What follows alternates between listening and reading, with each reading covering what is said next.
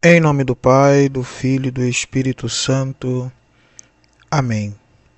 Enviai, Senhor, do alto céu, vossa luz, vossa verdade.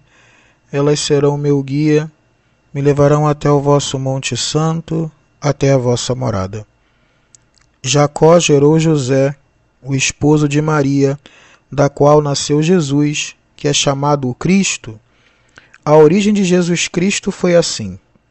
Maria, sua mãe, estava prometida em casamento a José, e antes de viverem juntos, ela ficou grávida pela ação do Espírito Santo.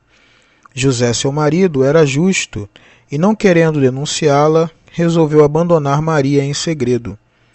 Enquanto José pensava nisso, eis que o anjo do Senhor apareceu-lhe, em sonho, e lhe disse: José, filho de Davi, não tenhas medo de receber Maria como sua esposa, porque ela concebeu pela ação do Espírito Santo. Ela dará à luz um filho, e tu lhe darás o nome de Jesus, pois ele vai salvar o seu povo dos seus pecados. Quando acordou, José fez conforme o anjo do Senhor havia mandado. Hoje é dia de São José, é dia de uma alegria especial em que nós paramos a quaresma para celebrar o nosso grande patrono, o São José. No evangelho que nós acabamos de ouvir, existe algumas coisas que valeria a pena meditar, especialmente sobre o tema da paixão de São José. Sim, existe neste evangelho um sofrimento muito grande que São José passa e que faz dele uma espécie daquele que salvou o Salvador. E essa dimensão do São José como guarda da Sagrada Família e do seu sofrimento e da graça que Deus lhe concedeu merece ser meditada no dia de hoje, até mesmo para entender um pouco a função dos esposos e a função daqueles que guardam a Igreja e a família de Deus. Quando nós ouvimos o texto, falava que Maria, sua mãe, a mãe de Jesus, estava prometida em casamento a José. Eu sei que existem muitas discussões exegéticas acerca do que significava se a Virgem Maria tinha ou não um voto de castidade. São muitas discussões, mas quando nós olhamos para os padres da Igreja, e mesmo quando meditamos um pouco no Evangelho de Lucas, especialmente no versículo 34 do primeiro capítulo, Lucas 1:34, parece que o modo como os padres da Igreja interpretavam aquele versículo era um dos melhores para conseguir entender o problema. Como que acontecia isso? Nós ouvimos no anúncio do anjo para a Virgem Maria, que dizia: eis que conceberás e darás à luz um filho. E aí a Virgem Maria responde assim para o anjo: mas como se dará isso se eu não conheço homem algum? O texto dizia que a Virgem estava desposada, e as mulheres desposadas sabiam como que os bebês nasciam. Nossa Senhora também seguramente sabia como nasciam os bebês, sabia que no Antigo Testamento várias mulheres receberam anúncios de anjos e que elas seriam mães. Sabia que Israel se esperava a chegada do Messias, e quando o anjo anunciou para ela quem seria seu filho, naturalmente deixava claro que era o Messias.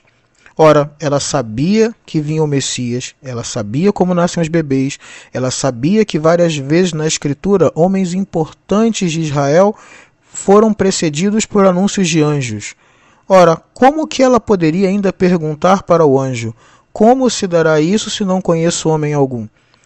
A explicação que São Jerônimo, por exemplo, dava para isso, e que alguns padres da Igreja também assim o interpretaram, era que essa objeção feita por Nossa Senhora era um indicativo de que ela teria um voto, que ela teria feito um voto muito incomum em Israel, um voto de consagrar a sua virgindade, a sua castidade para o bem do povo.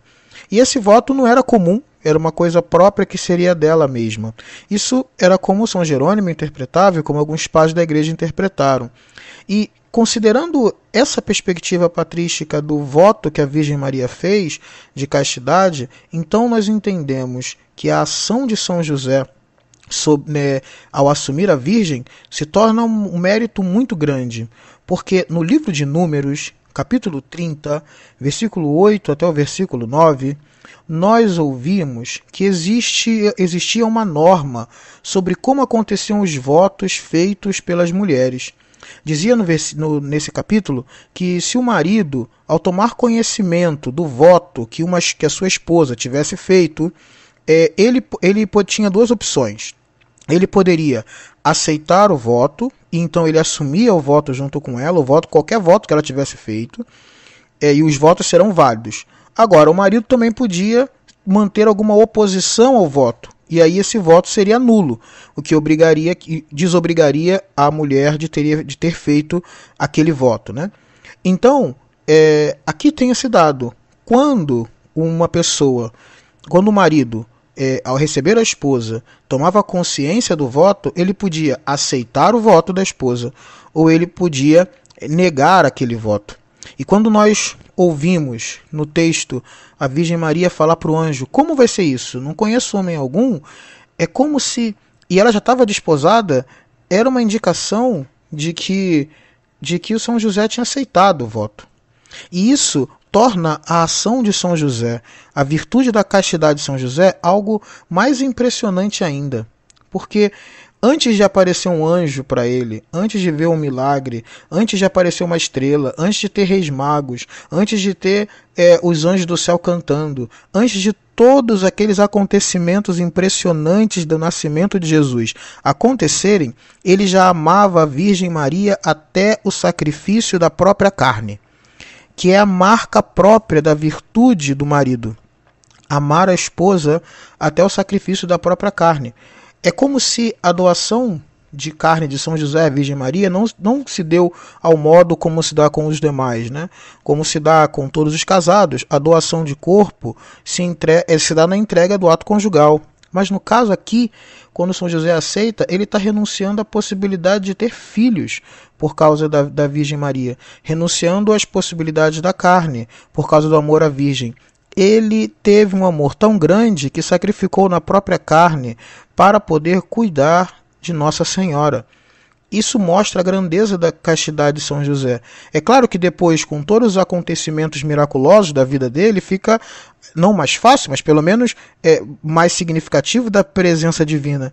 Mas antes mesmo de qualquer coisa, ter assumido junto com ela, manifesta um amor muito grande. E exatamente aqui que nós entendemos por que, quando São José, diz o texto, que visava abandonar a Virgem Maria em segredo, aqui nós conseguimos entender o tamanho da dor de São José e quais dores de São José estão incluídas.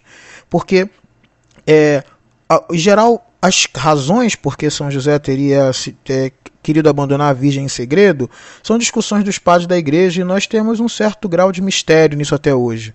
Tem gente que diz que ele desconfiou de fato da honestidade da Virgem Maria, tem outros que dizem que não, que ele jamais poderia fazer isso porque era um homem justo e nunca faria um negócio desse. Outros disseram que ele estava com um estupor diante da tão grande que era o mistério, que não acreditava que o mistério era para ele, né? Então por isso que queria sair em segredo, porque Deus tomaria conta do fato, né? Mas tem muito sofrimento aqui, sofrimento interno, né? A paixão interna de São José e um pouco da Virgem também, porque nós sabemos na história, o anjo anunciou a Virgem, ela foi até a casa de Santa Isabel, ficou 3 meses lá, e nem ela contou para São José o que aconteceu, nem o anjo contou para São José durante 3 meses. Deus não falou nada com eles. E quando ele viu, a esposa estava grávida. E daí, a partir disso, começa um grande sofrimento, porque uma dessas possibilidades era interpretar conforme a lei judaica, que mandava que se apedrejasse, e junto daquilo morreria a Virgem junto com o menino. Ou seja, é a primeira possibilidade, o primeiro risco de vida que o menino Jesus passa ainda no ventre da mãe. Outra possibilidade era cogitar que houve algum tipo de abuso, que a lei de Israel também falava dos casos de mulheres que tivessem sido abusadas, que elas não morreriam, mas se deveria denunciar, e a partir daí também correr atrás de quem fez algo ruim para a pessoa. Tinha muitas possibilidades, mas de todas essas, que ao invés de levantar isso agora, é bom meditar especialmente o grau de sofrimento de ter que abandonar a Virgem Maria em segredo. O grau de sofrimento de ter que abandonar a Virgem Maria. Você imagina, São José amava a Virgem a ponto de sacrificar na sua própria carne pelo bem de um voto que ela fez a Deus. Esse era o nível do amor que ele tinha por ela. E depois disso, ele se percebe, por alguma razão, ou por uma grande piedade, ou por algum possível desconfiança, como diziam alguns padres da igreja, ele precisava abandonar a Virgem Maria em segredo. Isso era um grande sofrimento. E é grande sofrimento porque nós estamos falando não só de pessoas assim normais, claro que são pessoas normais, mas estamos falando de santos. Você imagina a dificuldade que não é abandonar uma pessoa que você ama muito, abandonar uma pessoa agradável, abandonar uma pessoa boa. Sempre custa para nós abandonar pessoas boas, mas você imagina quanto que não custa abandonar pessoas santas, sair da convivência de uma pessoa santa. Agora, mais ainda, sair da convivência de uma pessoa santa, que é a Virgem Maria. Olha o tamanho da dor da pessoa. É uma dor enorme. E ainda por cima, sem saber muito bem o que vai acontecer nem com ela, nem com a criança, e possivelmente nem com o nome dele, porque ainda que ele não desconfiasse da Virgem, os vizinhos, os parentes poderiam desconfiar, e isso poderia fazer mal para a reputação dele, dela e de todo mundo. Esse é um nível da paixão de São José, e quando ele resolve abandonar em segredo, é como uma saída misericordiosa para um problema de justiça, que seria de Israel.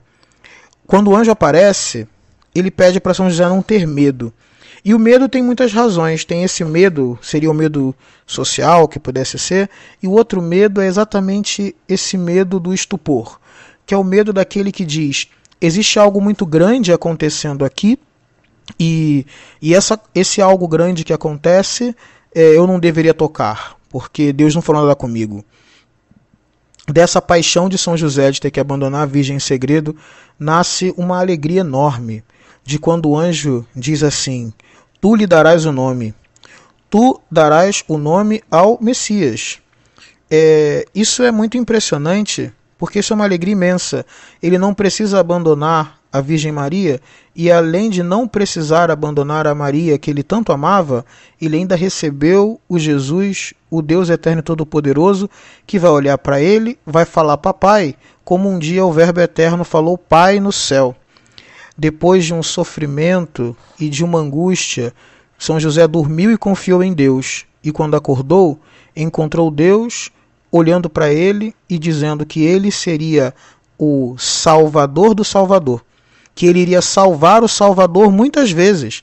Primeiro, nesse momento de risco, por reputação. Depois, na hora com Herodes. E depois, quando teve que voltar do Egito. Ele foi o Salvador do Salvador e por isso o nosso patrono. Por fim, para terminar, aquela alegria especial de celebrar o dia de São José, de lembrar aqui do mesmo modo que a Virgem Maria tem a sua marca na nossa salvação, porque a carne de Cristo traz algo da carne da Virgem. Em São José nós podemos dizer que o conhecimento experiencial de Cristo, aquela educação que aquele homem de Nazaré recebeu, tem a marca de São José. E toda vez que a alma de Cristo, que nós rezamos na Eucaristia, marca em nós um ensinamento espiritual, junto dela tem aqueles ensinamentos que o José de Nazaré fez ao Jesus de Nazaré para a salvação da humanidade inteira. São José, rogai por nós. São José, rogai por toda a Igreja.